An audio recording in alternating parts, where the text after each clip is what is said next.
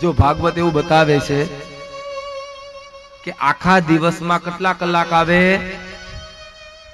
24 કલાક આવે. ઈ 24 કલાકમાં ભગવાન શ્રી હરિએ એવું કીધું કે તું મને 1 કલાક આપીશ ને સવારમાં, તો બાકીના 23 કલાક હું તને આપીશ. નિત્ય ભાગવત કથાનું સેવન કરો. એક જો અહીંયા પણ 2 વાર શબ્દ આવ્યો. તમે એટલું તો સમજો છો કે જ્યાં 1 વાર શબ્દ આવે ને આટલો ભાર ન પડે, પણ જ્યાં 2 વાર શબ્દ આવે ને એ વાત ઉપર ભાર હોય.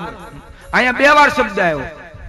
સદા સેવ્યામ, સદામ સેવ્યામ શ્રીમદ ભાગવતી કથા. એ મહાજનો, નિત્ય ભાગવત કથાનું સેવન કરો. શિક્ષાપત્રીનો પાઠ કરો. બાપ તમે આ સંપ્રદાયમાં છો ને, દરરોજ શિક્ષાપત્રીનો પાઠ કરો. સમય, હવે આજના લોકોને પૂછો કે સમય ક્યાં છે? અરે મારા બાપ સમય નથી ને. હાલો આખી શિક્ષાપત્રી ન વાંચો, આખો ભાગવતનો એક અધ્યાયનો પાઠ કરો. એક અધ્યાયનો સમય નથી, અડધા અધ્યાયનો પાઠ કરો. અડધા અધ્યાયનો તમારી પાસે સમય નથી. આપણા શાસ્ત્ર આપણને કેટલી છૂટ આપે છે. અડધા અધ્યાયનો સમય ન હોય ને તો બાબા તુલસીએ એક ઘડી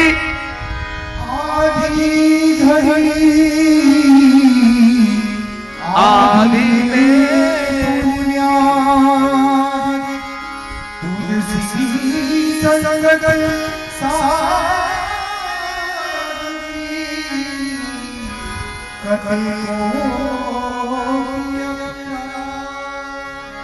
અડધા અધ્યાયનો સમય ન મળે ને મારા બાપ તો એક ઘડી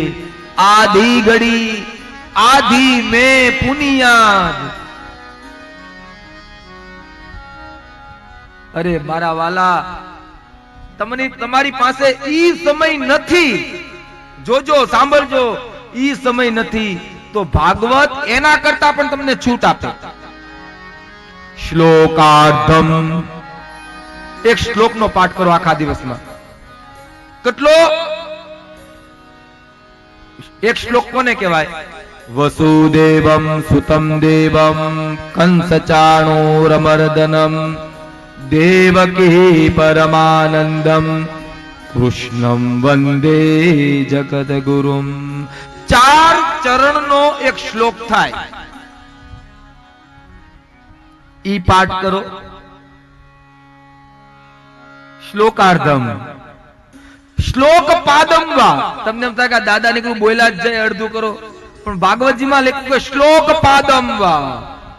આખા શ્લોકનો સમય નથી, અડધો શ્લોક પાદમવા. હું શ્લોક વાંચીને સંભળાવું છું. શ્લોકાર્ધમ શ્લોક પાદમવા.